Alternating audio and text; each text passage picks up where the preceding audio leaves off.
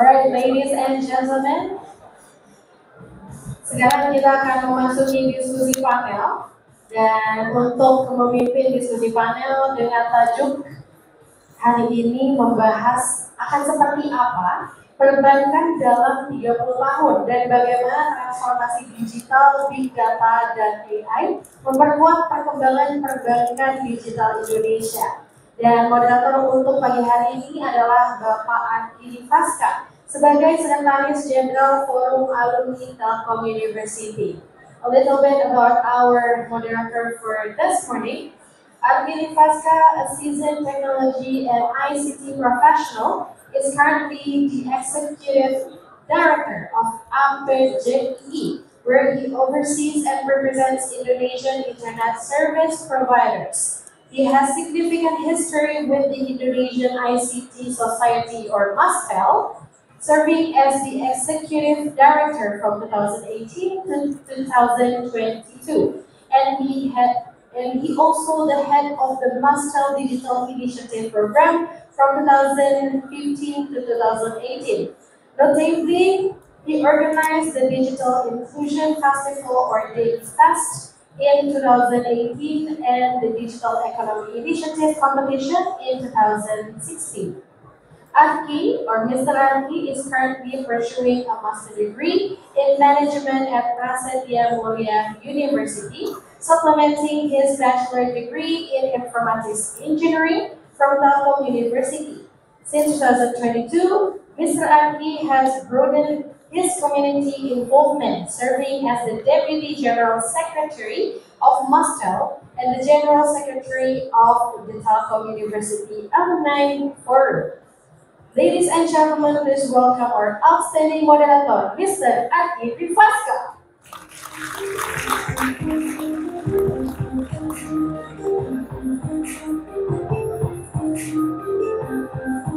Baik, selamat pagi semua. Semoga semua dalam keadaan sehat dan semangat. Izinkan saya Arki Faska untuk mengajak teman-teman untuk diskusi bersama para panelis kita yang sudah ada di sini. Oke, terima kasih sebelumnya Mbak Atia atas pengantarnya yang panjang di Malu. Oke, lanjut kita yang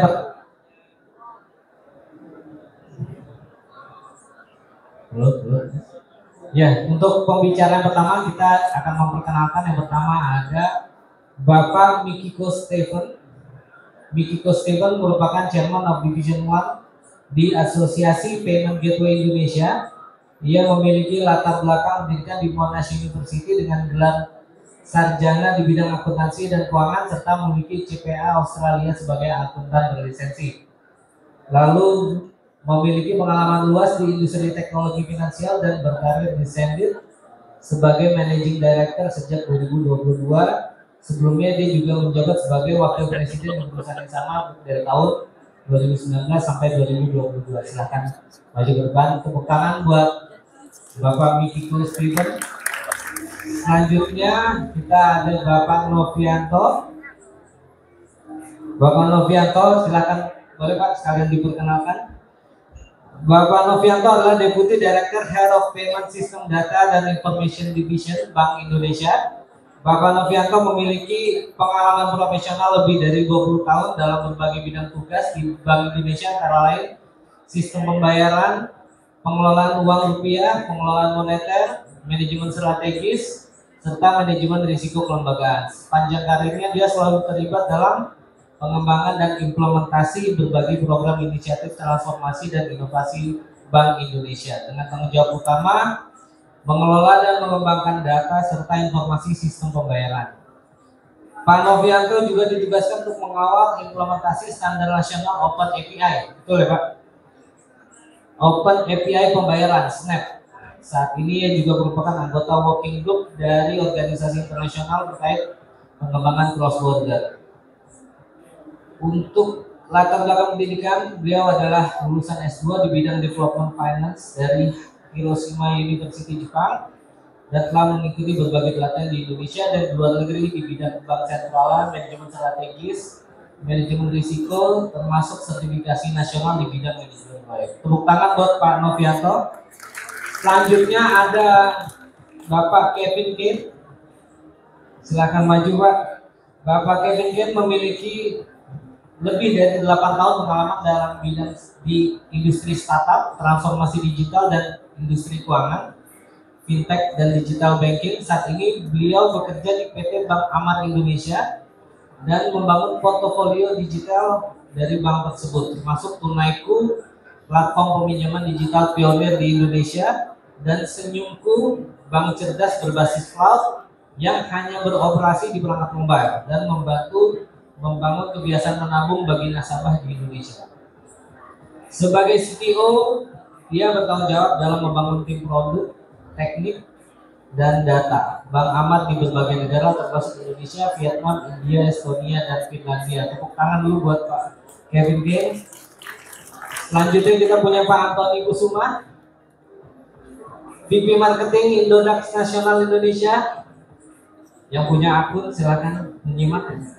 VP Marketing dari PT Indodax Nasional Indonesia, sebuah perusahaan platform jual beli kripto yang sudah memiliki lebih dari 5,8 juta member dengan total transaksi harian tertinggi lebih dari 3 triliun ya. Sebelum bekerja di Indodax, Bapak Antoni telah bekerja di berbagai perusahaan teknologi ternama seperti Traveloka, Airi, dan Cermati yang fokus pada kegiatan marketing berbasis data. Tepuk tangan buat Pak Antoni. Selanjutnya ada Pak Dodi Yesuandi. Beliau saat ini merupakan Country Manager dari PT Arta Solution dengan pengalaman kerja selama 30 tahun di bidang teknologi informasi, khususnya di industri keuangan. Pak Dodi telah mencapai banyak prestasi dalam menerapkan digitalisasi dan transformasi di perusahaan. Sebagai mantan Deputi Director IT di PT Adila Dinamika Multi Finance, ia terlibat dalam berbagai proyek strategis untuk meningkatkan kinerja operasional dan bisnis perusahaan melalui digital.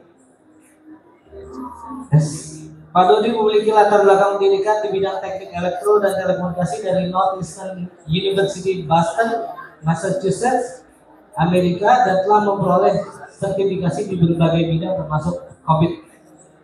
Oke, tepuk tangan sekali lagi buat Pak Dodi. Baik, terima kasih kepada para panelis yang telah bergabung bersama kita hari ini di ICX 2023. Jadi untuk sebagai pembuka saya akan mungkin menanyakan satu persatu ya Pak ya. Mungkin dari yang ujung dulu nih Pak Novianto. Sebagai perwakilan dari Bank Indonesia nih Pak, bagaimana pihak Bank Sentral melihat pengaruh digitalisasi dan transformasi data atau big data terhadap stabilitas dan regulasi perbankan di Indonesia? Singkat saja Pak, 3 menit. Terima kasih. Baik, terima kasih Bapak Moderator. Ya, selamat pagi dan selamat datang di acara ini ya. Mohon izin saya untuk coba merespon pertama. Apakah suara saya terdengar jelas? Jadi terbiasa di Zoom Bapak Ibu, jadi harus ngecek suara kedengarannya. Nah, jadi untuk merespon hal tersebut Bapak Ibu sekalian, pertama adalah kita sebagai regulator tentunya juga harus adaptif terhadap situasi. Nah, adaptasi terhadap situasi tadi kita wujudkan dengan membuka mata dan telinga dalam berbagai forum, dan kita melihat bahwa teknologi kita akan jadi driver dari berbagai macam perkembangan. Kita melihat bagaimana di industri.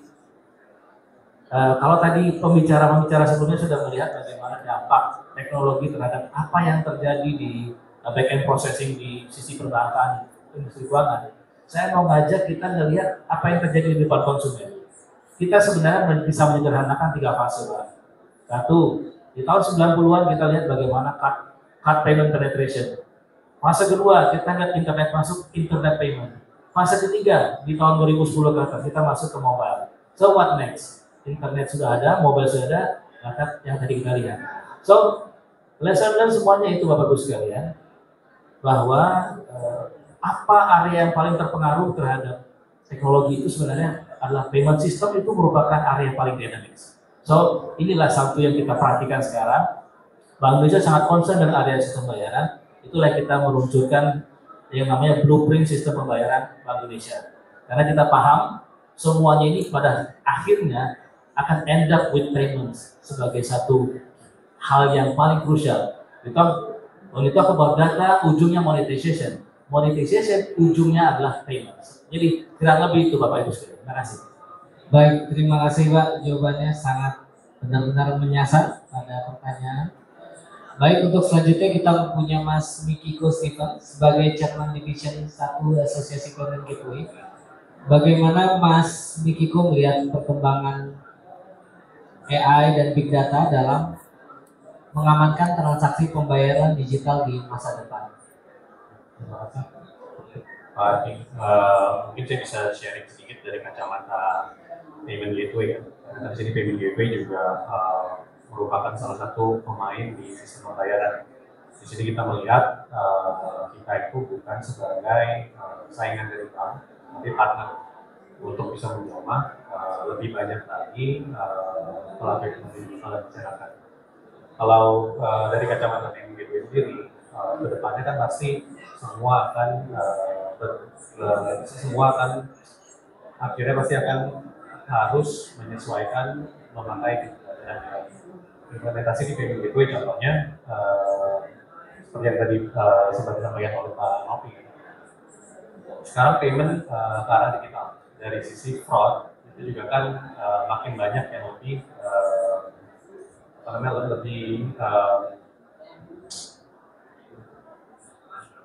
banyak yang makin kreatif lah dari sisi social engineering, phishing dan sebagainya. Dengan adanya big data dan AI itu bisa coba kombinasikan jenis-jenis fraud, jenis-jenis transaksi yang berpotensi untuk mengarahnya ke fraud. Itu kita bisa saling berbagi akhir-akhirnya ya untuk mengurangi fraud itu sendiri dan juga untuk memproteksi konsumen agar pembayaran makin digital dari sisi digital makin banyak, volumenya makin besar, itu bisa diimbangi dengan keamanan transaksi. Akhir-akhirnya ya yang akan mendapatkan keuntungannya ya industri secara keseluruhan, masyarakat dan ekonomi industri. Baik, terima kasih Mas Mikiko Stephen. Selanjutnya kita beralih ke Pak Kevin K sebagai CTO dari PT Amar Bank. Bagaimana Pak Kevin melihat perubahan perilaku konsumen dalam perbankan digital dan upaya apa yang telah dilakukan PT Amar Bank untuk memanfaatkan AI dalam memberikan pengalaman terbaik bagi pelanggan? Oke, terima kasih atas pertanyaannya.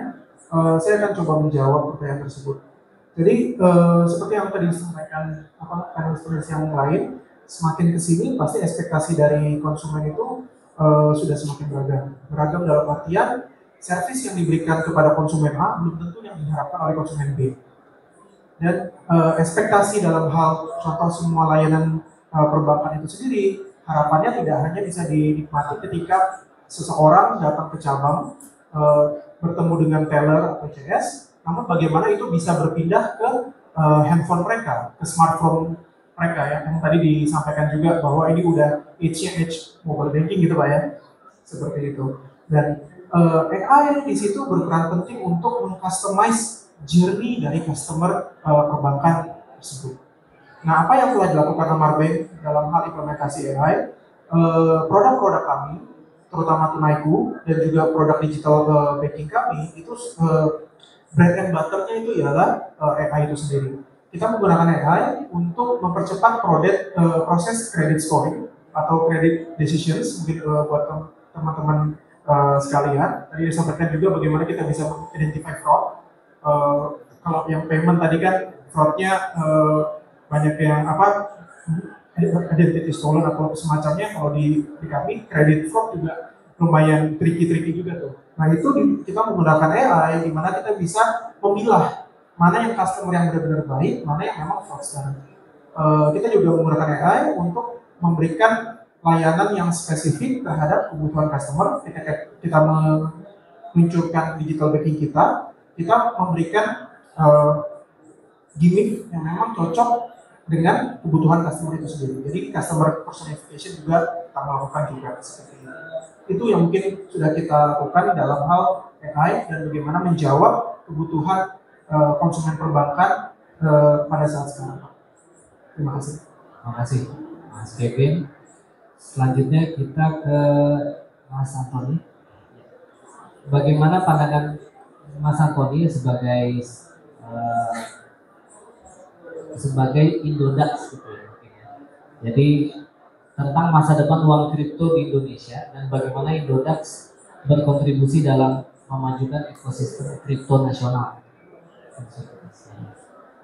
Oke, jadi untuk kripto sendiri kita tidak melihat diri kita sebagai saingan dari mata uang yang sudah beredar di Indonesia ya, pertama itu dulu. Jadi dari pihak regulator juga tidak punya undang-undang yang menyatakan bahwa kripto itu sebagai pembayaran. Jadi untuk kedepannya di Indonesia kripto akan jadi salah satu alat investasi ya. Dan itu alat investasi itu juga bisa digunakan sebagai alat untuk melakukan pembayaran ke luar negeri yang lebih mudah dan lebih murah. Gitu. Jadi ya sekarang ada banyak kesulitan lah di beberapa segmen pasar di mana untuk mengirim dana ke luar negeri itu ada kesulitan. Nah, dengan kripto kita actually bisa kirim dana dengan mudah, cepat, dalam jumlah berapapun dan itu aman gitu. Nah, kripto ini juga digunakan sebagai pelengkap data ya buat pemerintah gitu. Karena actually mereka tuh suka melengkapi data mereka dari kita. Kan ada beberapa transaksi yang tidak tercatat di bank mungkin. Nah, dan itu kita punya datanya. Nah, dengan data itu kita bisa improve juga gitu. Data yang benar punya, uang ini dikemanakan dan sebagainya, apakah ini untuk pencucian uang atau apa gitu. Itu salah satu fungsi dari kripto juga untuk saat ini di Indonesia. Itu. Artinya ini ya, kerjasamanya dengan regulator penegak hukum itu udah jalan ya. Itu sudah jalan. Dan semakin lama regulasinya juga semakin ketat sih di kripto. Ya, dan untuk investor kripto juga sekarang sudah dikenakan pajak ya, jadi sudah sangat legal. Oke. Terima kasih banyak Mas. Baik, untuk selanjutnya nih kita ada Pak Dodi sebagai Country Manager Arca Solutions, Pak.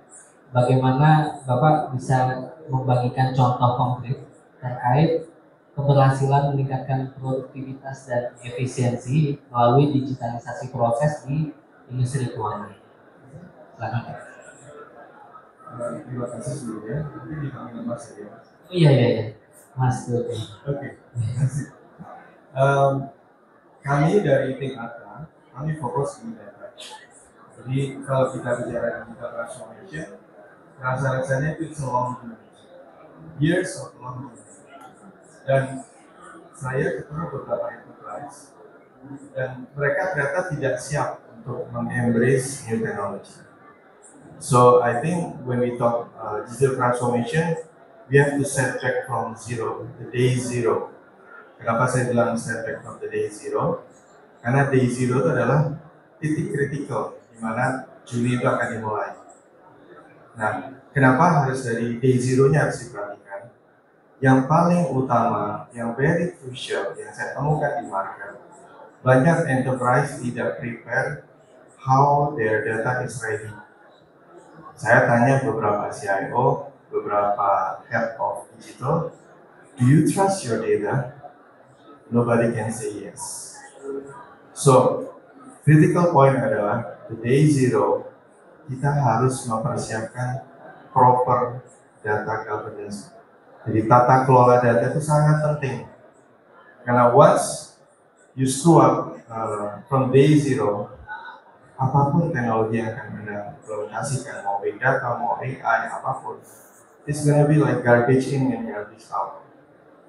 So, my message is that very important on the day zero, data governance, tata kelola data, master data management is very important. That's the most critical one.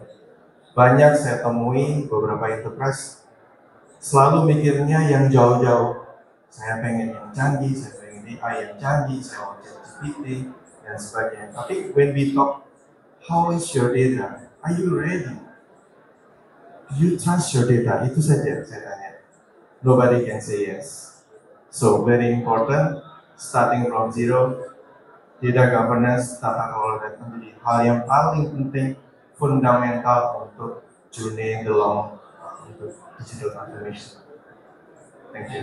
Terima kasih Pak Mas Dodi atas jawabannya. Kita berikan applause dulu untuk round 1 ini. Baik, nah ini kita lanjut lagi, tapi kita mulai langsung dari Mas Dodi. Jadi kita ke sana. Nah Mas Dodi ini lanjutin, bagaimana juga contoh dari Arta Solution telah tadi kan untuk transformasi digital secara umum. Kalau terkait dengan experience Arta Solution di industri keuangan, nah bagaimana hal yang bisa Mas Dodi bagikan terkait dengan penerapan teknologi atau transformasi digital untuk jangka panjang dalam mendukung pertumbuhan industri keuangan di Indonesia. Terima kasih. It's a very challenging question, Mas. Karena it's a long journey seperti yang saya sampaikan tadi, tapi very fundamental yang harus di prepare adalah people dan proses. Ya.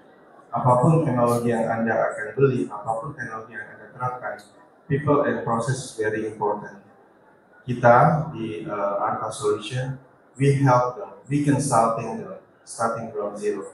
We assess them, how is the process readiness, how is the people readiness. Ya, kita akan membantu untuk tata kelola terkait dengan pengelolaan data, master data manajemennya, sampai kita membantu untuk membentuk digital governance office atau digital council.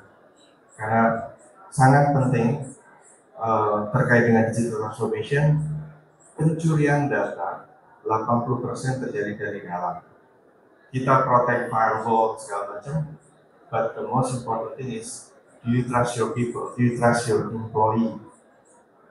Jadi people management terkait dengan pengelolaan data, kita akan bantu siapa yang berkewajiban sebagai data stewardship, siapa yang jadi sebagai data owner dan sebagainya, itu kita atur. Kita lakukan tata kelola yang proper, kita lakukan tata kelola yang baik. Jadi dari people dulu, prosesnya kita bantu, kita buatkan polisinya, tata kelola terhadap data governance-nya, kita bantu sampai policy-nya ready, sampai terimplementasi, dan juga kita punya tools-nya. Kita punya tools di mana tools tersebut bisa memonitor how do you trust your data. We call it data trust statistik. Jadi seperti kita akan merating setiap data yang ada di dalam sistem setiap enterprise, dan kita akan cek apakah data tersebut sudah ikut atau comply terhadap rules atau regulation yang berlaku di Indonesia. Dan kebetulan tools yang kami punya sudah comply terhadap GDPR, jadi seluruh governance yang terkait dengan GDPR sudah embedded di dalam tools kami. Plus kami juga sudah mengembed rules terkait dengan PDP, jadi terkait dengan perlindungan data pribadi, itu sudah ada di dalam rules tools kita.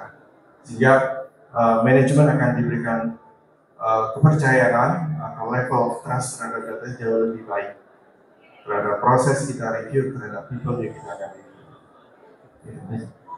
Betul Pak. Terima kasih Pak atas jawabannya. Saya terkait dengan GDPR, yaitu memang mau nggak mau sekarang harus comply karena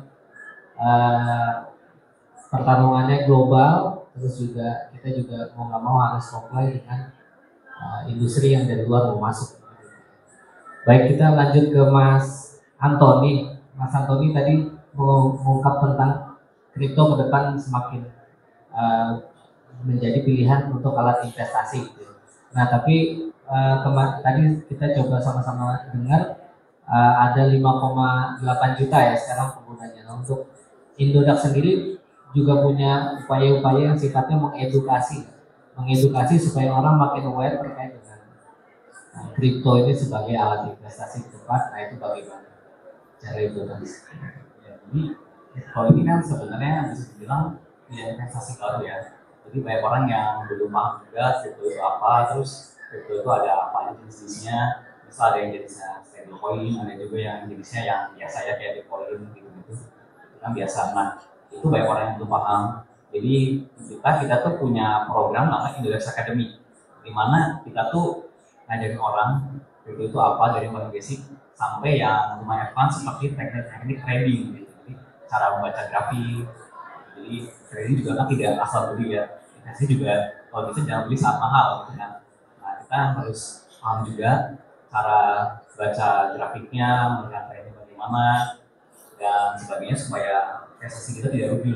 Di situ kita ada effort untuk edukasi pemahaman kripto. Dan selain itu juga di kripto mungkin sama dengan account bank kan, karena itu ada nilai uangnya ya. Jadi kita juga mengedukasi orang gimana cara mengamankan wallet kita gitu. Jadi biasanya seperti yang dibilang tadi juga, sumber data yang bocor itu kan bisa dari internal juga, bisa juga dari eksternal. Satu dalam artian misalnya customer yang melakukan kesalahan gitu kan.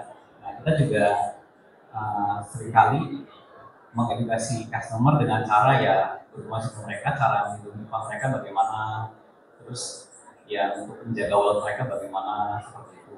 Kita juga mengimbau mereka supaya melakukan bisnis mereka masing-masing. Karena di kripto ini karena baru banyak informasi yang salah yang beredar gitu kan. Jadi itu kita selalu mengimbau untuk do your own research. Itu sangat penting.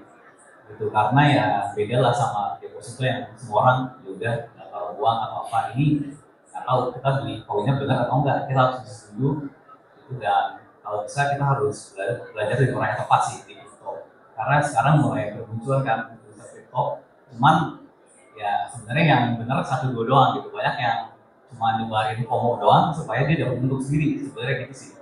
Jadi ya kita itu sangat penting dan itu selalu jadi effort kita sih setiap harinya.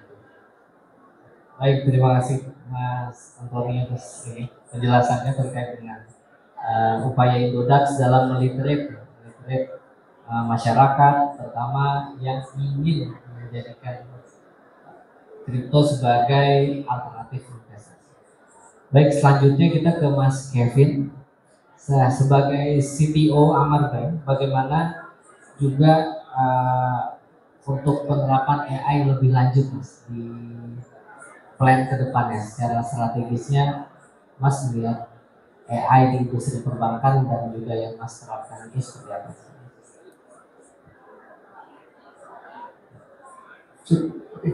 Ya, tadi mungkin sudah disampaikan juga bahwa dari Amar Bank sendiri kita sudah mulai menggunakan AI untuk hal-hal yang contohnya tadi seperti credit scoring, fraud detection dan seterusnya. Dan tadi juga di speaker session sebelumnya juga sudah menjelaskan dengan gamblang bahwa dengan adanya generative AI, nah mungkin teman-teman tahunya ChatGPT atau yang populernya itu ya, sebenarnya itu open more opportunities untuk perbankan bisa explore apakah ada solusi, apakah ada produk, apakah ada proses yang selama ini mungkin masih manual, yang selama ini mungkin masih takes time untuk dilakukan, bisa digantikan dengan generative AI atau bisa disupport oleh generative AI tersebut. Mungkin sebagai contoh, kalau misalnya kita bilang sekarang kan retail atau retail digital loan atau digital lending, kan decision-nya sudah pasti cepat ya. Misalnya customer apply hari ini pasti sudah bisa mungkin dapat dananya hari ini juga, kalau memang dia di-approve dan seterusnya. Tapi saya kurang tahu dari teman-teman yang join di session kali ini, apakah teman-teman pernah merasakan proses ketika opening bank account atau misalnya ketika mengajukan pinjaman sebagai business owner, sebagai SME business owner. Itu sektor di Indonesia yang sekarang belum ke-touch sama sekali dalam hal digital banking, digital product. Opening bank account buat SME business owner taking long time. Assessing their credit applications itu still taking weeks. Karena yang mungkin it's not that easy kayak ada credit scoring langsung kasih. Karena amount yang mereka propose juga mungkin 100 millions, even billions. Credit assessment harus lebih rigid lagi. So imagine if there is a system or if there is a solution yang mungkin support sama Gen AI yang mana bisa membantu itu dalam hal KYC bisnisnya. Karena as per my understanding, sekarang verifications untuk data-data PT, CU, TDP, there's no such centralized data to verify that gitu. For KTP kita punya Dukcapil, untuk PTCP belum. Is there any way we can speed up that process? Another thing, for example, ketika kita assess bank statementnya si PT dan CV, bisa nggak Gen AI support itu, rather than running through satu-satu, gitu kan? Apakah kita bisa mempercepat proses assessment dari slip file-nya? Kalau misalnya PT CV kan banyak ya, itu dengan Gen AI, sehingga Gen AI bisa kasih insight bahwa PT CV ini, for example, tinggal awal, dia outstanding di bank ABC berapa totalnya, berapa yang kolektabilitas terendah berapa, kolektabilitas tertinggi berapa, which again will speed up the process of credit decisions. Nah, di situ yang saya lihat, how AI can help. Oke, retail banking kita lihat banyak teman-teman player digital banking nge-serve itu. Now the playing field, in your opinion, move to SME banking. How we can replicate apa yang kita udah lakukan untuk retail banking kita ke SME banking, sehingga customer businessman kita itu bisa merasakan apa yang kita sebagai retail merasakan ketika we download our digital banking. Oke. Baik Mas Kevin, terima kasih. Sangat-sangat menarik terkait dengan konsepnya ya untuk pengembangan UMKM. Pastinya juga institusi perbankan itu institusi yang menakutkan nih kalau jelas UMKM, sehingga mereka butuh banget nih kata kunci tadi itu percepatan atau bahkan sifatnya customisasi atau new invention, inovasi buat mereka juga bisa terdukung dari sisi bisnis dan finansial. Baik, kita lanjut nih ke Mas Mikiko Stephen. Nah, terkait dengan dari Asosiasi Payment Gateway Indonesia. Nah, untuk best practice yang paling sekarang menjadi strategi utama dari APGI untuk penerapan AI itu seperti apa, Mas? Terima kasih pertanyaannya. Mungkin yang perlu diketahui oleh teman-teman sekalian, APGI sendiri kan memang asosiasi yang belum lama umurnya ya. Jadi memang sudah ada beberapa diskusi antara member APGI sendiri dan komitmennya. Dari sisi payment gateway sendiri kan, sewaktu kita melakukan memberikan layanan kepada customer kita menggunakan infrastruktur pembayaran yang ada, entahlah itu dari sisi perbankan maupun pemain-pemain menggunakan lainnya. Saat ini kita sudah sempat mendiskusikan bagaimana sih caranya kita bisa memiliki satu repository data dengan standar yang ditentukan, supaya dari sisi payment gateway sendiri ini kan sebenarnya transaksi yang kami proses itu ratusan triliun, mungkin ribuan. Dari sisi jumlah transaksi uniknya juga ratusan juta sampai dengan miliaran.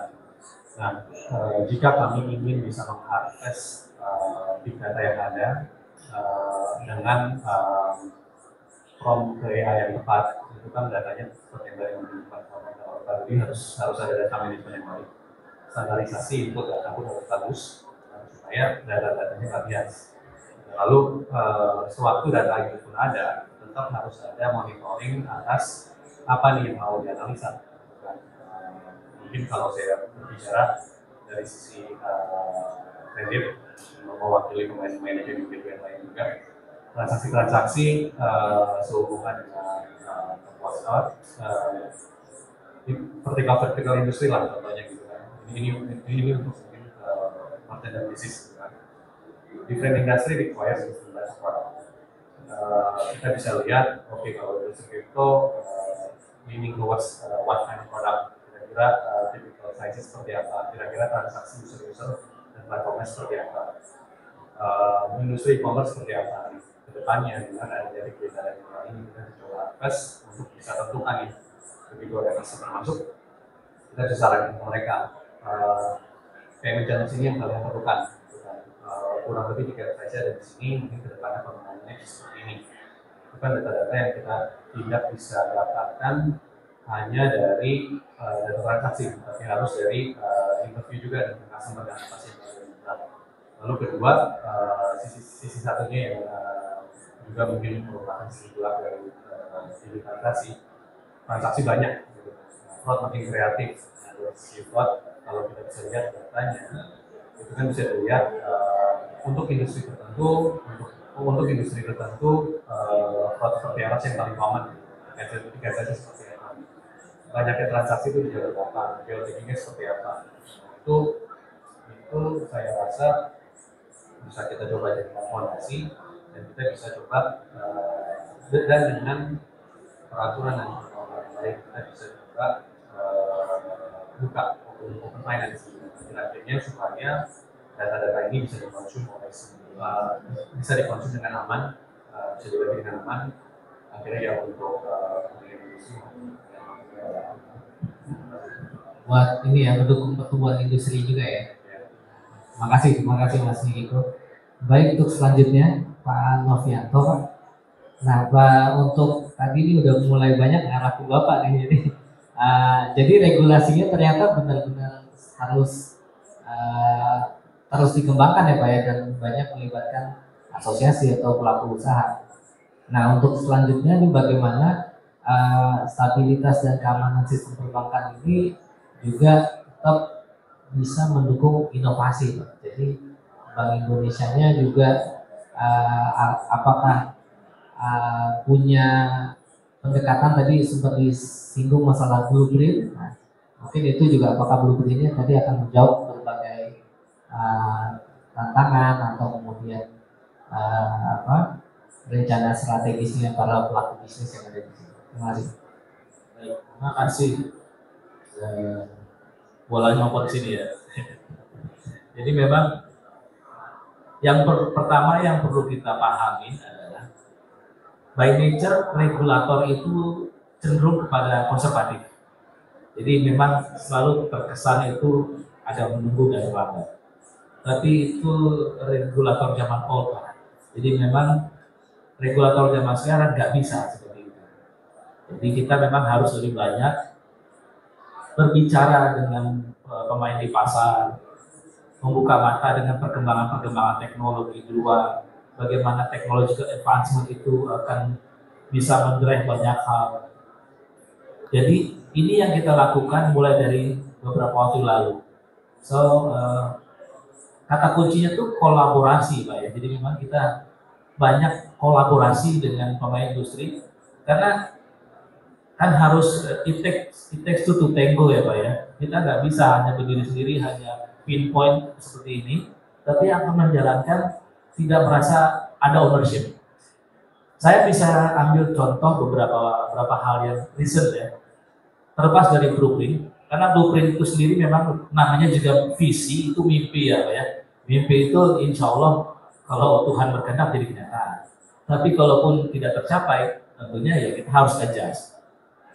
Salah satu visi kami itu adalah bagaimana kita bisa terus fostering innovation dengan mendorong kolaborasi, co-opetition ya, antara bank dengan fintech. Itu ada visi nomor 2, bagaimana bank dan fintech itu bisa kolaborasi.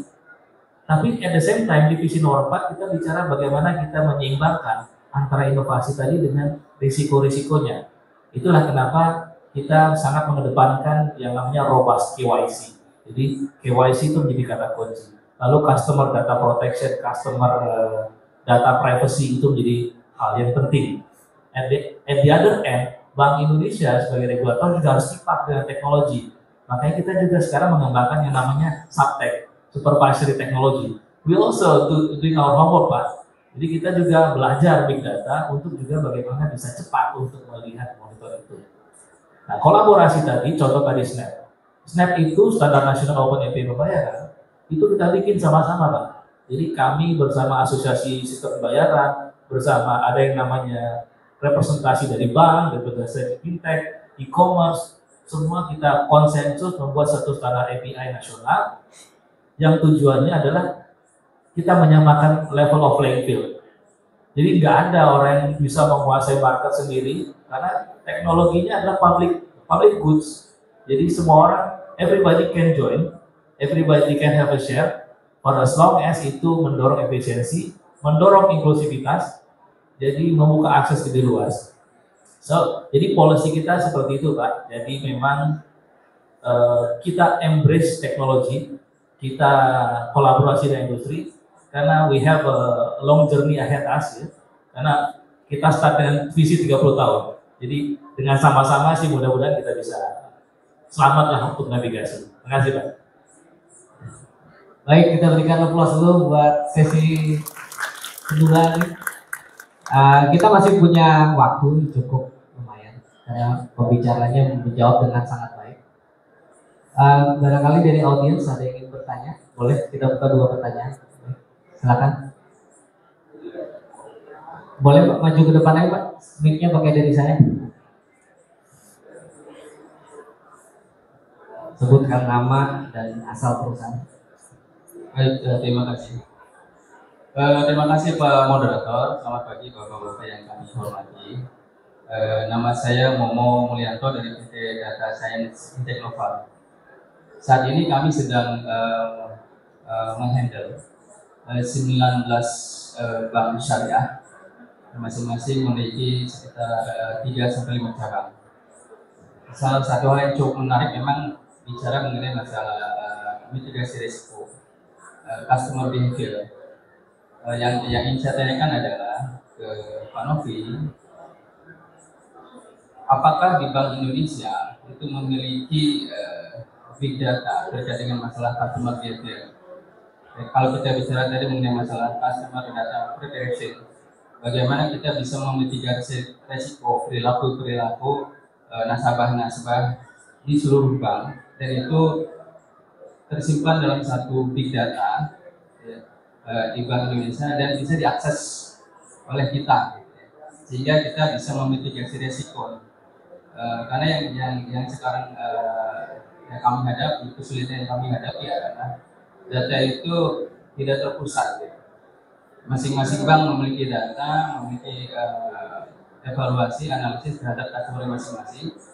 Sementara di BI, saya belum tahu apakah memang itu sudah ada, sehingga itu memudahkan kita untuk mengakses, mempercepat tentunya. Dan kalau kita berbicara mengenai AI, tentu itu sangat membantu, Pak. Karena AI itu karakteristik cara kerjanya dengan metode neural network, menggabungkan berbagai macam data, mengintegrasikan untuk kemudian mengambil keputusan. Jadi pertanyaannya itu Pak. Terima kasih Pak Novi. Ya, terima kasih Mas. Silakan Pak Novi. Terima kasih. Pertanyaannya itu sangat relevan ya untuk di kita. Harusnya bukan saya aja yang jawab ya. Ini all here. Boleh nanti kita semua harus sama-sama jadi. Ini bukan maksudnya panel lain ya. Ini adalah permasalahan bangsa kita yang harus kita jawab sama-sama. Jadi kebetulan kami dalam posisi regulator ya. Jadi kalau regulator itu kan di kompor ya, ingat istrinya Pak ya. Di regulator ada kompor, ada tabungnya gitu. Makanya ada kompor. Jadi kita sebenarnya ada di tengah-tengah. Nah, terkait dengan data tadi, saya mau tidak mau kembali kepada blueprint kami Pak. Di dalam blueprint kami itu ada 5 visi. Dan satu hal yang ingin kita emphasize di situ adalah kita sangat fully aware bahwa ke depan itu data itu adalah memang sesuatu yang akan menjadi penting untuk dijadikan dasar untuk semuanya, termasuk menjadi AI dan segala macam. Needless to say, satu hal bahwa kami sudah punya inisiatif Pak yang namanya di Working Group 4 untuk mengembangkan yang namanya Data Hub. Jadi namanya Data Hub. So dari namanya harusnya langsung connect dari pertanyaan Bapak ya. Ada hubnya ya. Jadi hub untuk apa ini? Nah, jadi niatan kami membangun yang namanya Data Hub itu adalah Bank Indonesia sebagai public infrastructure, mungkin akan diniatkan sebagai public infrastructure untuk data. Dalam artian kami itu punya banyak data yang diperoleh dari termasuk anggotanya Pak Megiko, dari Bank Amar, dan semua payment system itu kan service provider report kepada kami. Sometimes at granular level, sometimes at aggregate level, but mostly aggregate Pak. Jadi kalau pertanyaannya apakah ada big data yang granularnya, untuk sementara sekarang kita masih dalam tahapan membangun. Tapi catat dulu lihatnya apa ya. Jadi data hub ini memang diniatkan untuk diwakafkan ke publik kepada pelaku industri untuk bisa dimanfaatkan. Itulah namanya kita membangun repositori data tentang payment activities yang bisa nantinya diakses oleh semua pelaku industri. Dan pada saat itu kita bicara datanya diakses oleh pribadi, kita butuh yang namanya bermain di area consent management. Nah, untuk bisa mengakses data tadi, kita sekarang lagi berbicara satu inisiatif yang namanya Payment ID, Pak. Nah, jadi Payment ID ini yang akan menjadi adalah key identifier nanti itu bisa mengakses tadi. Bagaimana seseorang dengan Payment ID-nya akan memberikan consent kepada member-member Bapak untuk mengakses datanya yang tersimpan di Bank Indonesia ya.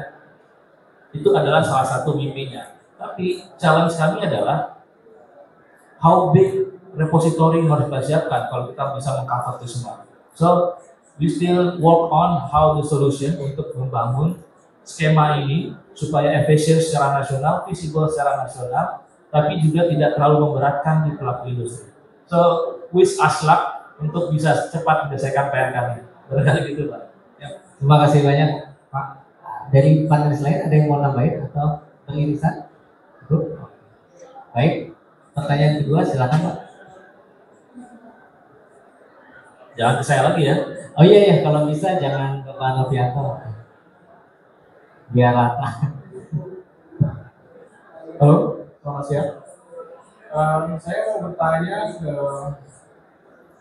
Pak Amar, Kevin, dan kepada Pak Suma. Kalau untuk yang berdigital, saya tuh menghandle beberapa klien, high network, mereka masih bingung ini apakah hak bank digital ini aman untuk menyimpan data mereka. Nah, apa fail-safe-nya yang dipakai bank digital supaya tidak terulang kejadian digital bank di luar di US misalnya, supaya dana klien tersebut aman, dipastikan aman. Karena kan kalau kebijakannya itu dananya cuma sampai 2 miliar yang di-cover. Nah, kalau untuk Indodex, saya mau nanya, misalnya something that happen gitu. Indodex kan punya full reserve untuk crypto tersebut.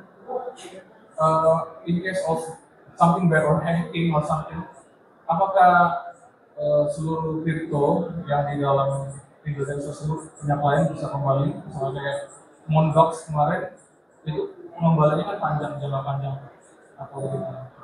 Apakah aman dananya di dalam tersebut? Baik, terima kasih. Silakan, Mas Kevin. Sebelumnya terima kasih atas pertanyaannya, Pak. Jadi mungkin penjelasan dulu atas digital bank di Indonesia. Mungkin kalau ada yang mau melengkapi atau ada yang kurang boleh ditambahkan dari teman-teman lain. Perbedaan mendasar digital bank di Indonesia dengan digital bank di luar sana ialah digital bank di Indonesia di belakang itu tuh sebenarnya bank yang harus memiliki lisensi perbankan dan harus di-approve sama OJK. Berbeda dengan beberapa digital bank di luar yang sebenarnya belakangnya itu tidak perlu banknya tersebut. Kadang mereka menggunakan bank as a service API yang di-provide bank lain. Jadi bukannya aja katakannya bank digital A, tapi belakangnya bank yang lain. Di Indonesia itu tidak seperti itu. Di Indonesia tidak ada bank digital yang boleh beroperasi tanpa adanya lisensi dari OJK dan mungkin dari BI juga Pak ya, seperti itu. Dan itu mungkin salah satu fail-safe yang menurut saya appreciate sekali dari regulator juga untuk mengcover itu. Karena kalau memang di belakangnya itu bank yang lain mungkin seperti bank-bank digital di luar sana, saya tidak bilang semua, agak susah kalau nanti terjadi hal yang disampaikan Bapak tadi, siapa yang bertanggung jawab nih? Ini uangnya sebenarnya di hold bank digital A atau yang di hold sama bank yang menyediakan bank as a service API-nya. Ya kan? Itu yang sebenarnya saya appreciate sekali lagi konsep bank digital Indonesia yang bisa dibilang lebih mature seperti itu. Tapi untuk lebih extend-nya lagi, ya kembali lagi ke topik kita hari ini Pak, di mana kita selaku pelaku di industri perbankan, bukan hanya bank digital sebenarnya, tapi bank konvensional juga, untuk bisa mengidentify para fraudster ini tadi, di mana bisa nge-prevent orang-orang tersebut untuk tidak melakukan identity stolen identity lah. Dimana kita bisa melakukan KYC yang baik sehingga kita tahu orang yang baik mau membuka rekening tersebut ataupun yang mau mengakses bank account tersebut ialah orang yang sama. Dan itu akan sangat terbantu tadi dengan teknologi yang disampaikan oleh speaker-speaker sebelumnya juga, yaitu AI dan terutama GenAI itu tadi. Apakah teknologi KYC, teknologi fraud prevention yang dimiliki mungkin bukan cuma Bank Amar atau bank digital lain atau lebih ke